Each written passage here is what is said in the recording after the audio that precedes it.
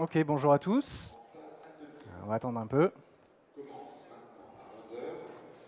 La métallurgie carbure aux applications numériques. C'est bon. En salle table ronde, commence maintenant à 11 heures. Commerce. Peut-on résister au rouleau compresseur de GAFA?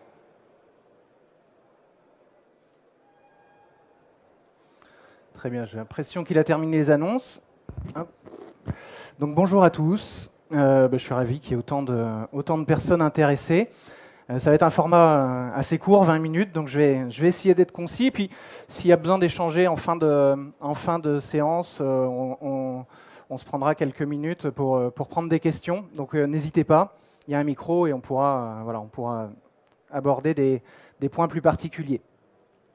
Donc je vais me présenter rapidement. Je m'appelle Vincent Pujos. Je suis designer associé, cofondateur de Sensipod, une agence de design et d'innovation par le design. Faut que j'arrive à prendre en main la télécommande. Donc aujourd'hui, on accompagne des projets de mise en place de dynamiques d'innovation dans les organisations, de création de nouveaux business models et de conception de dispositifs digitaux. On est 7 collaborateurs, ça fait 13 ans qu'on est sur Nantes. Et depuis juillet dernier, on a rejoint le groupe Sigma Informatique pour accompagner nos clients communs dans leur transformation digitale. Alors aujourd'hui, effectivement, terminé. Ça, rapidement, une petite présentation. On travaille sur des structures de taille très très différentes. Des startups, on a démarré il y a quelques années en travaillant énormément avec des startups. Ça nous a appris à travailler rapidement. Et aujourd'hui, ces méthodes, on les applique dans des organisations plus grandes, on les applique dans des collectivités pour essayer de voir comment on peut aller chercher des innovations, chercher du résultat plus rapidement avec peu de moyens, ce qu'on appelle de l'innovation frugale. Et puis on travaille sur des secteurs, on voit que certains secteurs sont plus réceptifs au design thinking que d'autres. Et effectivement, l'agroalimentaire, la banque, l'assurance, tous les métiers du service où l'humain est vraiment au cœur de la relation entre l'entreprise et effectivement le client. Quand l'humain est vraiment au cœur du business model, le design a du sens et c'est ce qu'on va essayer de découvrir aujourd'hui, ensemble. Alors, avant de démarrer sur le design thinking, j'aimerais bien remettre juste un petit peu des éléments de contexte, parce qu'aujourd'hui, sur un salon de 2 jours autour de la transformation digitale, ça paraît évident que tout le monde doit se transformer, que tout le monde doit intégrer le digital dans ses process, dans ses activités. Mais c'est quand même bien de se reposer la question de pourquoi on fait cette transformation. Et donc un petit dessin qui nous raconte cette histoire de se dire finalement aujourd'hui on a tous nos téléphones mobiles. Il y a 15 ans, ce n'était pas le cas sur un événement comme ça. On les utilise pour plein de choses, pour effectivement communiquer avec les autres, aussi pour acheter de plus en plus, et la part effectivement du mobile dans l'acte d'achat devient de plus en plus considérable. On communique directement avec les marques, et ça pour des entreprises traditionnelles c'est compliqué parce que ça implique de transformer complètement leurs relations avec leurs clients. Quand un client mécontent les interpelle sur les réseaux sociaux, s'ils n'ont pas prévu de canaux, et on a eu l'exemple il y a quelques années de grandes crises comme ça où les marques étaient démunies, ça pose un problème, ça pose un problème de gestion de crise, un problème de relation client. Donc effectivement, et puis le temps réel, Amazon a un peu donné la donne, a posé la donne. C'est-à-dire qu'aujourd'hui, vous commandez sur Amazon, le lendemain, vous pouvez être livré chez vous. Et ça, c'est compliqué parce que quand vous allez voir votre banque, vous faites une demande de prêt, vous voulez que votre banque vous réponde, vous donne un accord de principe dès le lendemain. Et ça, pour la banque, quand vous voyez effectivement le process décisionnel derrière, d'analyse effectivement de votre capacité à emprunter et les process, si le process demande plusieurs validations et qu'il y a des timings entre ces validations et que ça prend 5 jours, on ne peut pas répondre le lendemain et le conseiller est incapable de répondre le lendemain. Donc ça veut dire qu'il faut aussi réinventer ces process, réorganiser les process. De nouveaux acteurs sont arrivés, ont challengé des marques existantes. Alors là, c'est pas récent, mais encore aujourd'hui, sur plein de filières, en fait, on a des acteurs qui sont progressivement challengés sur lequel le numérique n'était pas encore très présent dans cette filière. Donc c'est intéressant de regarder aussi ce qui s'est passé sur certaines filières de manière un peu plus anticipée pour apprendre et voir comment, sur nos filières, sur les filières qui sont encore pas trop impactées par le numérique, de voir quelles solutions ont été opérées. Donc tout ça, ça impose de se transformer. Et quand on dit ça impose de se transformer, ça veut dire que ce n'est pas tout à fait un choix. Et que cette transformation digitale, sur laquelle aujourd'hui on est tous très enthousiastes et tout ça, finalement c'est quand même un petit peu sous la contrainte qu'on l'opère. Alors, parce que si finalement on n'avait pas eu toutes ces pressions-là, bah, peut-être qu'on serait resté. On serait resté comme ça, on aurait continué à travailler sans nos smartphones, tout ça. Et c'est bien nos clients qui vont nous pousser à aller de plus en plus vite, de plus en plus loin et transformer ces relations-là. Donc, je vous dis tout ça parce que, du coup, ça veut dire que l'humain est vraiment au cœur de cette transformation digitale et on ne peut pas faire sans lui. Et si on prend la transformation digitale comme une fin en soi, ben on passe à côté du projet. C'est avant tout de répondre à des exigences clients, d'avant tout d'accompagner les collaborateurs pour qu'ils soient plus efficaces, qu'ils soient moins stressés dans leur travail, qu'ils aient une meilleure information pour prendre des meilleures décisions. Et donc c'est ce qu'on va voir effectivement aujourd'hui. Alors nos clients, quand ils viennent nous voir, ils nous disent bah, finalement, ok, je veux bien digitaliser mon entreprise, mais je ne sais pas trop par où commencer. Parce que finalement, quand je fais le point avec les collaborateurs, on a plein de projets potentiels. Et effectivement, ça devient vite stressant. Ou bien on a déjà un logiciel, et ça fait longtemps qu'on l'utilise, une application métier, et on n'a pas trop envie de mettre les mains dans le SI, les technos sont un peu anciennes, et le projet risque d'être pharaonique, parce que on va partir sur un projet de 3 ans. Ou bien, comment je fais pour embarquer mes collaborateurs, mes clients dans cette aventure. Voilà. Et puis, de plus en plus, effectivement, sous la contrainte, ou en tout cas avec cette volonté, de dire, bah, ok, je fais ma transformation digitale, mais je vais en profiter pour améliorer mon expérience client. Et donc là, c'est intéressant parce que là où la transformation digitale, il y a quelques années, pouvait être l'apanage effectivement de la DSI, on voit qu'aujourd'hui, c'est forcément une aventure collaborative qui va impliquer impliquer les métiers, qui va impliquer le commerce, qui va impliquer le marketing, qui va impliquer tout le monde. Et on est bien au-delà d'une simple transformation digitale, on est sur une transformation aussi de modèle. Donc, vous allez me dire là-dedans, le design thinking, à quoi il va servir? Et c'est ce que je vais essayer de faire, là, c'est de vous donner quelques clés. Alors, l'intro était un peu longue, donc 20 minutes, ça passe vite pour vous expliquer tout ce que pourrait apporter le design thinking, mais je vais me focaliser sur certains points qui me semblent particulièrement importants. D'abord, le design thinking, c'est une approche d'innovation centrée utilisateur. Alors, ça veut dire qu'on va impliquer l'utilisateur tout au long du process, que ça soit très en amont pour comprendre son besoin, que ça soit un petit peu plus tard, effectivement, pour l'impliquer sur des phases dans la co-création, et puis enfin, pour tester son offre, son business model, ses idées. Voilà. Alors, hop, je vais aller trop vite. Donc quand je vous dis centré utilisateur, la première chose, c'est d'aller sur le terrain. Aller sur le terrain pour bien comprendre ses problèmes. Là, on a un cas d'une refonte d'un applicatif dans l'hôpital. La première des choses qu'on va faire, c'est aller voir les personnes concernées. Essayer de comprendre, pas forcément d'abord l'outil qu'ils utilisent, mais c'est quoi leur métier au quotidien. Et la première question qu'on leur pose, c'est « Racontez-moi une journée type. À quelle heure vous arrivez ? Quand vous vous garez sur le parking, est-ce qu'il y a de la place? Est-ce que vous venez en tram? Voilà. Comment vous appréhendez cette journée? Quel est votre état d'esprit quand vous allez arriver sur votre lieu de travail? Et on va leur demander qu'ils nous expliquent effectivement leur applicatif, la façon dont ils utilisent leur logiciel métier. Dans un cas dans l'industrie, c'est pareil, on va essayer de comprendre comment ces panneaux sont posés et voir quel est le process métier.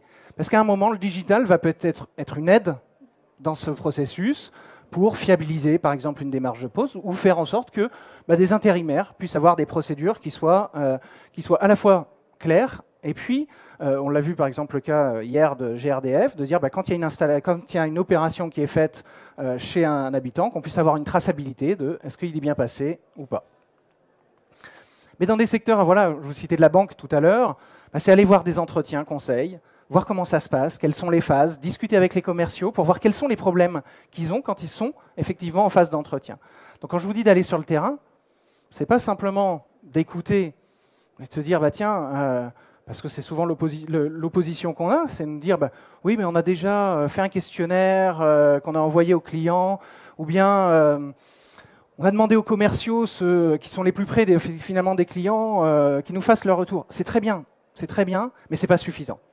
Quand on vous dit aller sur le terrain, c'est vraiment prendre une journée et puis aller sur le terrain, écouter et regarder ce que font vos clients et vos utilisateurs.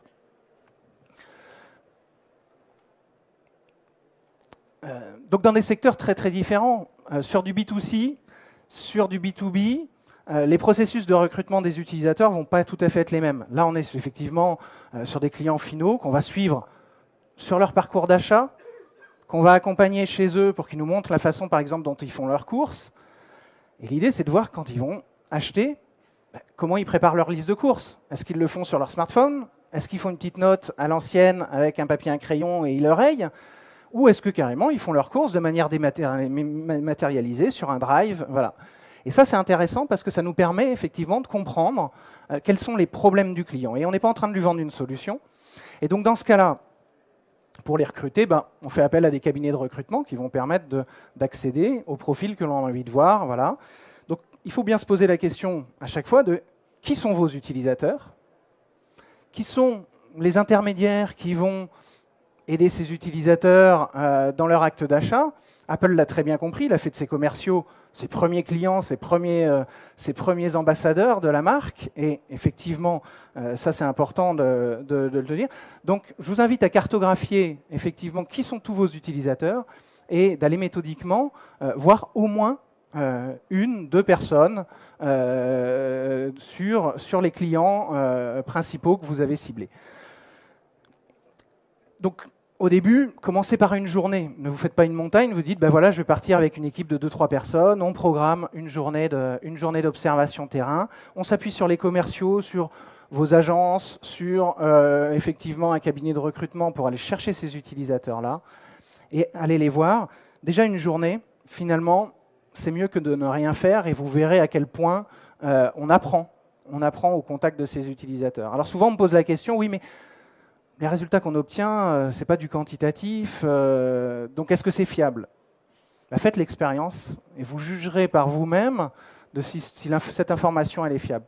Les signaux qu'on va chercher ne sont pas tout à fait les mêmes quand on fait effectivement une étude quanti que quand on va voir les utilisateurs sur le terrain. Sur le terrain, on est plutôt dans les signaux faibles, comprendre le problème du client, et effectivement, il y a une complémentarité. On peut faire une complémentarité si on a fait un quanti avant, ou des études quali plus traditionnelles. On peut mettre effectivement les différentes observations, les différents jeux de données ou en tout cas insights collectés en parallèle pour essayer de voir les correspondances. Donc, qu'est-ce que vous allez apprendre en allant sur le terrain? Vous allez d'abord découvrir effectivement les vrais problèmes de vos clients. Vous allez comprendre le parcours de votre client et être capable de le cartographier, de comprendre les étapes d'un processus métier également et de le cartographier pour pouvoir agir au bon endroit. Et dans certains cas, même vos utilisateurs vous donneront des bonnes idées que vous pourrez appliquer quasiment directement.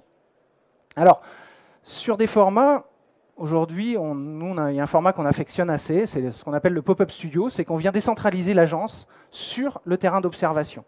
Et ça, c'est assez intéressant parce qu'on va louer par exemple un Airbnb. Si vous voulez travailler sur un service, par exemple, lié à la gare, le mieux, c'est d'aller faire effectivement un pop-up studio dans une gare. Donc, avoir un logement type Airbnb pour accueillir l'équipe projet pendant une semaine, faire des observations pendant la journée, et puis le soir, vous rentrez, vous voyez, on reprend l'imprimante, voilà, on amène les posters, tout le matériel, et le soir, on débriefe de ce qu'on a vu avec l'équipe projet. C'est un format qui est assez immersif et qui est vraiment très intéressant en termes à la fois de cohésion d'équipe, et à la sortie d'une semaine comme ça, toute l'équipe partage la même vision du projet et en tout cas la même compréhension des problèmes clients. Et ça, c'est très très fort pour toute la suite du projet d'innovation. Deuxième point, c'est effectivement de co-créer avec les utilisateurs et avec vos clients. Donc, c'est-à-dire qu'il va falloir les impliquer sur des ateliers de co-création. Alors, sur des formats créatifs qui peuvent être une demi-journée, une journée, suivant la disponibilité qu'ils peuvent avoir. Après, si vos utilisateurs sont vos collaborateurs, bah, vous pouvez peut-être les impliquer sur des projets IT qui peuvent être un peu plus lourds, bah, faire des groupes, et puis des groupes de travail, et puis vous voyez régulièrement pendant une demi-journée, une journée. Et vous pouvez utiliser également des plateformes, quand vos clients sont type Fanvoice, pour collecter des idées. Et ça, c'est assez intéressant parce que finalement, vous allez poster votre challenge et demander à des utilisateurs finaux, et quand vous êtes dans le cas où il y a par exemple un circuit de distribution type grande distribution entre vous et vos clients, vous n'avez pas forcément accès directement à vos clients. Donc là, vous pouvez interagir avec eux. Ils vont pouvoir vous donner des pistes de réflexion sur votre sujet.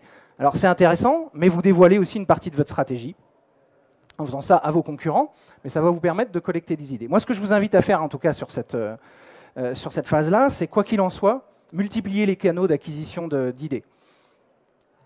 Ça peut être du brainstorming avec des collaborateurs, aller voir les utilisateurs, co-créer avec vos utilisateurs, et puis travailler avec des plateformes de ce type-là. Et enfin, avec vos utilisateurs, vous allez tester vos solutions pour apprendre et essayer de manière le plus précoce possible, donc le plus tôt possible dans le projet, tester, avoir des retours, obtenir des feedbacks et améliorer vos produits, vos services. Je passe assez rapidement là-dessus, parce qu'un autre point qui est important, c'est l'approche collaborative. Design thinking est une approche collaborative, ça veut dire qu'on va impliquer les collaborateurs dans le processus de transformation, dans le processus de génération d'idées, en tout cas dans les projets. Et pour impliquer les collaborateurs, vous l'avez vu tout à l'heure, ça peut être effectivement sur des ateliers, sur des formats créatifs de ce type-là. Suivant leur disponibilité, on va essayer d'adapter le format. Mais ça va être aussi, là voilà, on a encore un autre pop-up studio où on a loué une maison au bord de la mer pendant une semaine, une grande maison de vacances, et on sort complètement du contexte, parce que pour aller chercher des idées nouvelles, pour disrupter un petit peu nos façons de faire, quand il s'agit d'une transformation, il s'agit de casser les modèles existants, c'est bien de prendre du recul, c'est bien de travailler dans un contexte où la journée, on va pouvoir se faire des grosses journées de travail, et puis le soir, manger un plateau de fruits de mer, et se faire plaisir, et continuer finalement à allier la convivialité au travail, voilà, à travers ces formats-là. Et ça, c'est des formats qu'on affectionne beaucoup parce qu'ils sont assez puissants en termes de team building et de cohésion d'équipe projet. Pour impliquer vos collaborateurs, il va falloir matérialiser très très rapidement les idées. Là, on est dans un autre cas, et je vais accélérer un petit peu, où les collaborateurs, on est dans le cas du CHU, les collaborateurs, ils sont difficiles à impliquer tout au long de la journée. On ne peut pas dans un service dire, voilà, on prend les infirmières, on vous invite à venir travailler pendant une demi-journée, ça bloque trop le service, et il y a beaucoup d'entreprises où c'est le cas. Donc là, ce qu'on a fait, c'est qu'on va imprimer un poster, et nous, on reste en résidence pendant 1 à 2 journées sur site, et on invite les collaborateurs à passer entre deux services, sur un moment de pause, et on va discuter et obtenir leur feedback avec un outil qui est très visuel et qui va permettre effectivement d'entrer en contact avec eux, de récupérer de la matière. Et donc ça, c'est des formats aussi qui marchent bien.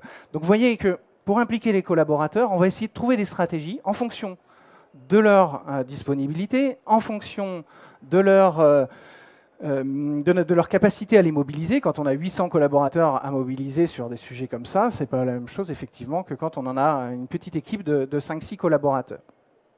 Dernier point que je voudrais aborder avec vous, c'est que le design thinking, c'est une approche exploratoire. Ça veut dire que sur un projet classique, on a en général des longues phases de spécification pour déterminer ce qu'on va arriver à faire à la fin, le projet.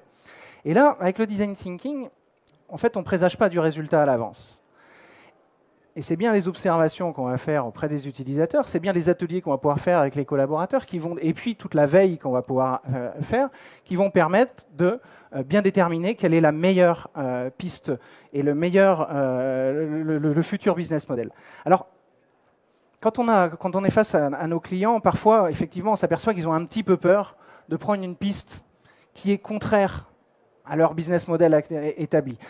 Ça peut être une peur, et puis ça peut être aussi une incapacité, parce que quand pendant 30 ans, 40 ans, on a travaillé sur des processus qui permettent d'optimiser effectivement un business, à un moment de faire un virage à 90 et emmener 700, 1000, voilà, ou même 40 collaborateurs, c'est pas forcément facile. C'est-à-dire qu'il faut casser des modèles, il faut casser la façon de faire dans tous les services. Donc là, pour ça, ce que je vous conseille, c'est de sortir un petit peu justement de l'entreprise, de son organisation, des applications sur lesquelles on ne peut pas forcément intervenir, et de commencer petit, se dire bah tiens déjà j'ai une idée, je vais la représenter et je vais pouvoir la montrer à mes collaborateurs et montrer effectivement qu'on est capable de faire des choses, d'avoir des bonnes idées. Et puis je vais la prototyper, mais rapidement, avec peu de moyens, me dire tiens comment je pourrais, avec 3, 4 000, 5 000, 10 000 euros, prototyper la fonctionnalité phare qui va permettre de prouver que mon idée a de la valeur et qu'elle peut emmener, elle peut accompagner la transformation de l'entreprise. Et puis vous pouvez aussi vous connecter à des startups, aller les impliquer parce qu'elles ont peut-être des solutions qui vont vous permettre de vous changer. Et donc là, c'est une expérience qu'on a fait il n'y a pas très longtemps avec le port de Nantes. Elles vont vous permettre effectivement de vous accompagner dans cette transformation digitale. La Creative Factory organise ce genre aujourd'hui d'événements qui sont assez intéressants, de friction. Et ça va vous permettre effectivement de faire le pas de côté nécessaire dans le cadre de votre transformation digitale. Voilà, merci. Le temps est écoulé.